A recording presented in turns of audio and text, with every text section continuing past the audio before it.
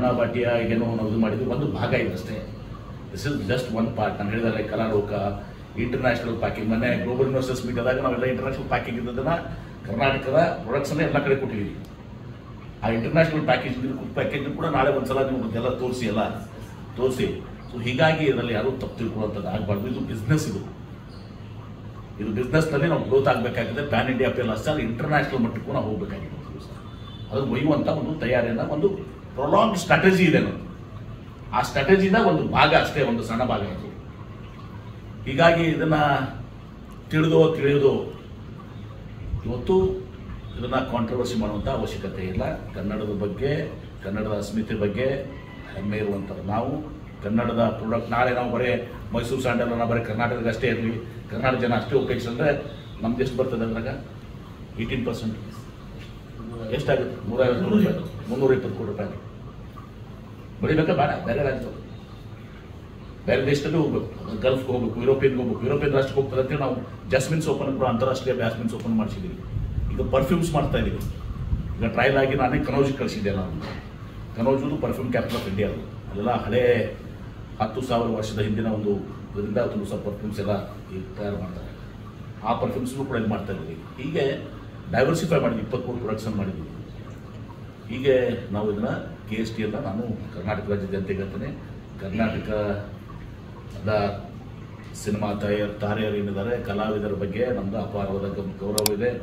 ಕನ್ನಡದ ಅಸ್ಮಿತೆ ಬದ್ಧತೆಯ ಬಗ್ಗೆ ಎಲ್ಲರಿಗಿಂತ ಹೆಚ್ಚಿಗೆ ಬದ್ಧತೆ ನನಗಿದೆ. ಹೀಗಾಗಿ ಇದರಲ್ಲಿ ಯಾವುದೂ ತಪ್ಪು ತಿಳ್ಕೊಳ್ಳುವಂಥದ್ದು ಪ್ರಶ್ನೆ ಇಲ್ಲ. ಇದನ್ನು ಕಾಂಟ್ರವರ್ಸಿ ಮಾಡ್ಕೊಳ್ಳುವಂಥದ್ದಲ್ಲ. ಇದು ಎಲ್ಲವನ್ನು ವಿಚಾರ ಮಾಡಿ ಒಂದು ಕಮಿಟಿ ಇದು ಮಾಡಿ ಇಂದ ನಾವು 4G ಎಕ್ಸೆಪ್ಷನ್ ಆ್ಯಕ್ಟಿವಿಟಿ ಟೆಂಡರ್ ಹಾಕಿದ್ರೆ ಯಾರು ಬರೋದು. It's is not work, tender work ಅಲ್ಲ ಇದು. ಎಲ್ಲವನ್ನು ಅನಾಲಿಸಿಸ್ ಮಾಡಿ ಇವತ್ತು ದಿವಸ ಅವರು ಎಲ್ಲ ಫಾಲೋವರ್ಸ್ ಇದ್ದಾರೆ, ಎಲ್ಲಿ ಟೈಪ್ ಮಾಡ್ಕೊಂಡಿದ್ದಾರೆ, ಏನು ಅದನ್ನು ನೋಡಿ ತಿಳ್ಕೊಂಡು ಮಾಡುವಂಥ ಕೆಲಸ ಇದು. ಹೀಗಾಗಿ ಎಲ್ಲರೂ ಇದನ್ನು ಅರ್ಥೈಸ್ಕೊಂಡು ಇದನ್ನು ಈಗ ನಾವೇನು ಟಾರ್ಗೆಟ್ ಇಟ್ಟಿದ್ದೀವಿ 5,000 ಕೋಟಿ ರೂಪಾಯಿ ಇದನ್ನು ಒಯ್ಯಬೇಕು.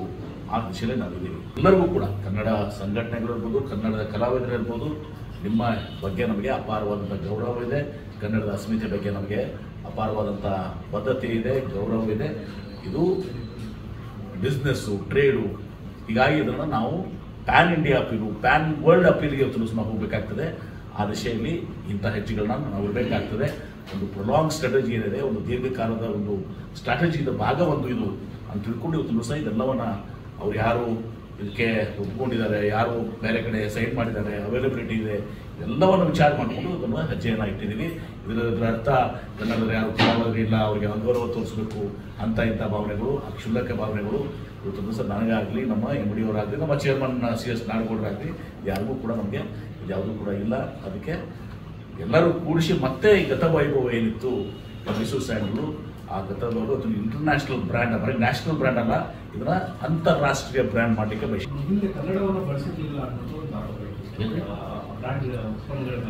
ಇಲ್ಲ. ಈಗ ಅದ್ರ ಬಗ್ಗೆ ಬ್ರ್ಯಾಂಡ್ ಉತ್ಪನ್ನ ಏನಿದೆ ಅಂದರೆ ಇದು ಒಂದಕ್ಕೆ ಅಲ್ಲ, ಕರ್ನಾಟಕದ ಎಲ್ಲ ಬ್ರ್ಯಾಂಡ್ಸ್ಗೆ ನಮ್ಮ ಇದು ಏನಿದೆ ಕರ್ನಾಟಕದಲ್ಲಿ ಹಿಂದೆ ಇದೆ, ಸೋಪ್ನಲ್ಲಿ ಹಿಂದೆ ಇದೆ ಇದೆ. ನಾವು ಕೂಡ ವಿನಂತಿ ಮಾಡ್ಕೊಂಡಿದ್ದೀವಿ. ಯಾಕಂದರೆ ಭಾಳಷ್ಟು ಮಂದಿ ಇಂಡಸ್ಟ್ರೀಸು ಕೂಡ ನಮಗೆ FMCG ಇಂಡಸ್ಟ್ರಿಗಳು ಮತ್ತು ಇನ್ನಿತರು ನಮಗೆ ರಿಕ್ವೆಸ್ಟ್ ಮಾಡ್ಕೊಂಡಿದ್ದಾರೆ, ಕರ್ನಾಟಕದಲ್ಲಿ ತಾವು ಕನ್ನಡವನ್ನು ಕಂಪಲ್ಸರಿ ಆಗಿ ಮಾಡಿಸಿ. ಬೇರೆ ರಾಜ್ಯಗಳಿಗೆ ಹೋದಾಗ ನಮಗೆ ಯಾವ ಕನ್ನಡ ತಿಳಿಯೋದಿಲ್ಲ. ಸುಮ್ಮನೆ ನಮಗೆ ಅದನ್ನು ಹೊರೆಯನ್ನು ಯಾಕೆ ಕೊಡಿಸ್ತೀವಿ, ನಮಗೆ ಸುಮ್ಮನೆ ಆ ಪ್ರಿಂಟಿಂಗ್ ಕಾಸ್ಟನ್ನು ಇದನ್ನು ನಮಗೆ ಯಾಕೆ ಕೊಡಿಸ್ತೀರಿ ಅಂತ ಒಂದು ಮೆರಿಟ್ ಬೇಸ್ಡ್ ಆಧಾರ. ಈಗ ಉದಾಹರಣೆಗೆ ವೆಸ್ಟ್ ಬೆಂಗಾಲ್ನಾಗ ಏನು ಮಾಡ್ತಾರೆ, ಕನ್ನಡ ಓದ್ತಾರೆ ಅವರು. ನಮಗೆ ಪ್ರಾಕ್ಟಿಕಲ್, ಸುಮ್ಮನೆ ನಾವು ಯಾರು ಹೇಳ್ತಾರೆ ಅಂತ ತಿಳ್ಕೊಂಡು ಮಾಡೋದು ಬೇಡ. ಅದಕ್ಕೆ ನಾವು ಕೂಡ ಪತ್ರ ಬರೀತಿದ್ದೀವಿ. ನಾವು ಈಗಾಗಲೇ CM PS ಅತಿಪರ್ಗೂ ತಂದಿದ್ದೀನಿ. ಇದನ್ನು ನಾವು ರಿಕ್ವೆಸ್ಟ್ ಮಾಡ್ತೀವಿ, ಕನ್ನಡದಲ್ಲಿ ಕಡ್ಡಾಯವಾಗಿ ಇನ್ನಷ್ಟು ಜಾಸ್ತಿ ಮಾಡೋದು, ದೊಡ್ಡ ಮಾಡೋದು, ಇನ್ನಷ್ಟು ವೈಬ್ರೆಂಟ್ ಆಗಿ ಮಾಡೋದು ಅಂತ. ಕನ್ನಡದಲ್ಲಿ ಕರ್ನಾಟಕದಲ್ಲಿ ಇವತ್ತು ಸಾಕಬೇಕು. ಔಟ್ಸೈಡ್ ಕರ್ನಾಟಕ ಸೇಲ್ಸ್ ಏನಿದೆ, ಔಟ್ಸೈಡ್ ಕರ್ನಾಟಕ ಸೇಲ್ಸ್ನಲ್ಲಿ ಇನ್ನು ಅವರು ಲ್ಯಾಂಗ್ವೇಜ್ ಮಾಡೋದು ಒಳ್ಳೆಯದು ಸಹ. ಅಲ್ಲಿ ಅದರದಲ್ಲಿ ಅದರ ಲ್ಯಾಂಗ್ವೇಜ್, ವೆಸ್ಟ್ ಬೆಂಗಾಲಲ್ಲಿ ಬೆಂಗಾಲ್ ಲ್ಯಾಂಗ್ವೇಜು, ಅದ್ರ ಮುಂದೆ ಅನುಕೂಲ ಆಗ್ತದೆ. ಹೀಗಾಗಿ ಆ ವಿಷಯನೂ ಕೂಡ ನಾವು ನಮ್ಮ ಗಮನಕ್ಕಿದೆ. ಮತ್ತು ಭಾಳಷ್ಟು ಒಂದೇ ಅಲ್ಲ, ಭಾಳಷ್ಟು ವಿವಿಧ ಬರೀ ಮೈಸೂರು ಸ್ಯಾಂಡಲ್ ಮಂಡಳಿ ಮಾಡ್ತೇವೆ, ಉಳಿದ ಪ್ರಾಡಕ್ಟ್ಸ್ ಇರೋದನ್ನ ಪ್ರೈವೇಟ್ ಇಂಡಸ್ಟ್ರೀಸ್ ಅವರು ಕೂಡ ನನಗೆ ವಿನಂತಿ ಮಾಡ್ಕೊಂಡಿದ್ದಾರೆ. ಸರ್, ಕೇರಳ ನಮ್ಮ ಅಂದ್ರೆ ಸ್ಯಾಂಡಲ್ ಸೋಪ್ದು ಕಾಪಿ ಡಿಸೈನ್ ನ ಕಾಪಿ ಮಾಡ್ಕೊಂಡು ಅಲ್ಲಿ ಪ್ರೊಡಕ್ಷನ್ ಶುರು ಮಾಡಿದ್ರು. ಸೊ ಅದರಿಂದ ಈಗಾಗಲೇ ಬಾಯ್ತು ಗೊತ್ತಿತ್ತು ನಿಮ್ಮ ನೋಡಿ, ಇನ್ ಬಿಟ್ವೀನ್ ಹೈದರಾಬಾದ್ನಲ್ಲಿ ಇದು ಡುಪ್ಲಿಕೇಟ್ ಮಾಡಿದವ್ರು ಹಿಡ್ಕೊಂಡು ಸರ್ ಒಂದು ಸಬ್ಮಿಷನ್ ಸರ್ ಅವರು ಕೇರಳಕ್ಕೆ ಕೇರಳ ಸ್ಯಾಂಡಲ್ ಸೋಪ್ ಅಂತ ಸೇಮ್ ನಮ್ಮದೇ ಸರ್. ಈಗ ಆಲ್ರೆಡಿ ಆ ಕೇಸು ಕೇರಳ ಹೈಕೋರ್ಟ್ ಅಲ್ಲಿ ಕೇರಳದಲ್ಲಿ ಗೆದ್ದು ಬಿಟ್ಟಿದ್ದೀವಿ ಸರ್. ಈಗ ಅದನ್ನ ನಾವು ಸುಪ್ರೀಂ ಕೋರ್ಟಿಗೆ ಹಾಕ್ತಿದ್ದೀವಿ ಸರ್. ಈಗ ಹಿಯರಿಂಗ್ ಅಲ್ಲಿ ಬರ್ತಾ ಇದೆ ಸರ್. ಆ ಕೇಸ್ ನಾವು ಗೆಲ್ತೇವೆ ಸರ್. ಯಾಕಂದ್ರೆ ನಮ್ಮನ್ನು ಕಾಪಿ ಮಾಡಿದ್ದಾರೆ ಅವರು. ಅದಕ್ಕೆ ನಾವು ಈಗ 2016 ಕೇಸು ಕೇರಳ ಹೈಕೋರ್ಟ್ ಅಲ್ಲಿ ನಾವು ಸೋತಿದ್ದೀವಿ ಮೇಡಮ್. ಈಗ ನಾವು ಅಪೀಲ್ ಮಾಡಿ 16 ನಲ್ಲಿ ನಾವು ಬರೋಕ್ಕಿಂತ ಮುಂಚೆ ಹಿಂದಿನ ಅವಧಿಯಲ್ಲಿ 2016 ಕೇರಳ ಹೈಕೋರ್ಟ್ ನಲ್ಲಿ ಕೇಸ್ ಸೋತಿದ್ದಾರೆ. ಈಗ MD ಅವರು ಬಂದ್ಮೇಲೆ ಅದನ್ನ ಸುಪ್ರೀಂ ಕೋರ್ಟ್ ಅಪೀಲ್ ಮಾಡಿ ಸುಪ್ರೀಂ ಕೋರ್ಟ್ ನಲ್ಲಿ ನಾವು ಒಳ್ಳೆ ಲಾಯರ್ ಫೈಟ್ ಮಾಡ್ತಾ ಇದ್ವಿ. ಅಷ್ಟೇ ಅಲ್ಲ, ಹೈದರಾಬಾದ್ ನಲ್ಲಿ ಡೂಪ್ಲಿಕೇಟ್ ಮಾಡ್ತಾ ಇದ್ರು, ಫ್ಯಾಕ್ಟರಿನೇ ಇತ್ತು. ಈಗ ಇಷ್ಟಕ್ಕೆ ನಿಂತಿಲ್ಲ, ಇನ್ನೂ ನನಗೆ ಬರ್ತಾ ಇದೆ. ನನಗೆ ವಿಜಯಪುರದಲ್ಲಿ ಒಬ್ಬರು ವ್ಯಾಪಾರಸ್ಥರು ಹೇಳಿದ್ರು, ಸರ್ ನೀವು ಆಂಧ್ರ ಪ್ರದೇಶ ಅಷ್ಟೇ ಅಲ್ಲ, ಇನ್ನೂ ಬೇರೆ ಬೇರೆ ಕಡೆ ಉತ್ತರ ಬರೀ ಕೇವಲ ಮೈಸೂರು ಸ್ಯಾಂಡಲ್ ಅಷ್ಟೇ ಅಲ್ಲ, ಪ್ಯಾರಾಚೂಟ್ ಆಗಲಿ ಬೇರೆ ಬೇರೆ ಇರೋದವಲ್ಲ, ಅವರೆಲ್ಲವರು ಡೂಪ್ಲಿಕೇಟ್ ಮಾಡುವಂತ ಫ್ಯಾಕ್ಟರೀಸ್ ಇದ್ದಾವೆ. ಪ್ರೊಡಕ್ಷನ್ ಅವರೊಂದು ಹೇಳಿದ್ದಾರೆ ಸೀಕ್ರೆಟ್, ಯಾವ ರೀತಿ ಅವ್ರನ್ನ ಇದು ಮಾಡಿಬಿಟ್ರೆ ಅವ್ರು ಸಿಕ್ಕಾಗ್ಬಿಡ್ತಾರೆ. ಅವರು ಒಬ್ರು ವ್ಯಾಪಾರಸ್ಥರು ಹೆಸರು ಬೆಳಕ್ ಬಯಸೋದಲ್ಲ ನಾನು, ಅವರು ಈ ರೀತಿ ಮಾಡಿದ್ರೆ ಅವ್ರು ಸಿಕ್ಕಾಕೊಳ್ತಾರೆ ಅಂತ ಹೇಳಿದ್ದಾರೆ. ಅದನ್ನು ಕೂಡ ನಾವು ಮಾಡುವಂತದ್ದು ಕೆಲಸ ಮಾಡ್ತಾ ಇದ್ದೀವಿ.